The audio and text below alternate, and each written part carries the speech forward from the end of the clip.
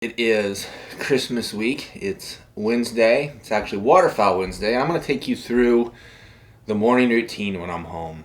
Get up, get coffee so that your brain works a little bit at least, and go through the weather. And there's a couple things that are happening in the next 10 days that could play a big role in what birds are going to do as we approach the new year. It's been really cold. There's a lot of ice. All the way down into southern Kansas, southern Missouri, Illinois, Arkansas has places that has ice. The meaningful thick ice is probably, just south of I-70, but that is about to change. And we'll take a look at some maps here. There's going to be a big storm that pulls together in the middle of the country here, right around Christmas Day actually, and it's going to follow the same path that a lot of them have followed this year, Nebraska through Minnesota. The snow is going to be in the Dakotas. That doesn't do a lot of us much good because majority of the seasons up there are closed. North Dakota has a late season that runs here for a few days towards the end of the month. But this guy's down south. That's not going to do a whole lot for us. But the meaningful thing behind that isn't the snow. It's going to be the warm up and the rain. And why that is, you have so many ducks that have pushed a long way south, probably further south and in more quantities than they did all of last year. This stretch, the last 7 to 10 days, is colder than we were all of last year. And with this warm up ahead of this storm, you're going to get south winds, you're going to get rain that's going to thaw ice, and I bet that you're going to see a rebound of a lot of ducks. And that will probably start as early as Saturday. I would say for sure on Christmas Day, it's going to happen even more so. There are projections that it could reach, low to mid 50s as far north as Omaha on Christmas Day. Not very Christmas-like weather, but they always say duck hunters dream of cold and snow and north winds, and we do.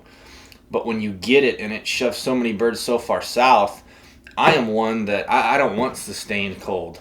I'd rather see it go cold for 10 days, 2 weeks, send them down, and then it warms back up, send them back north.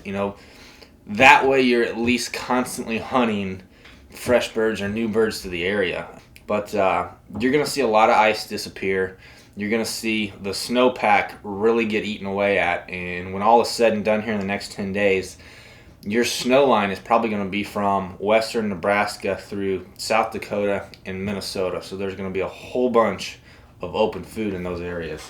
I believe we're going to see a rebound of ducks this weekend, and where there might be very few birds right now and a lot of ice, there's going to be less ice and more ducks come this time next week after this warm-up. And you get into that 10-day period, like I said, that I'd try to not look past. Your snow line is right in there where this snow is going to fall with the Christmas storm. Now looking further long range, I use weather ensembles and not exact temperature forecast, but you get an idea of what's going to happen here, how the pattern's going to unfold once you get to that 10-day time frame and past. And you'll see on this map, blue in the west, red in the east. Blue is low pressure, tendencies. Most of us know that is associated with cooler weather and stormier weather. And you see this giant blob of red over the eastern 3/4 of the country.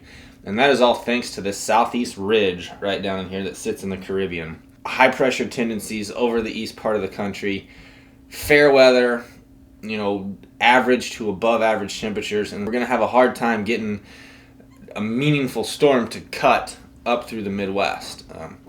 So the next 10 days really for a lot of us looks like normal to above normal temperatures, which, like I said earlier, it might not be a bad thing. As cold as it's been, you're probably going to get some birds to rebound.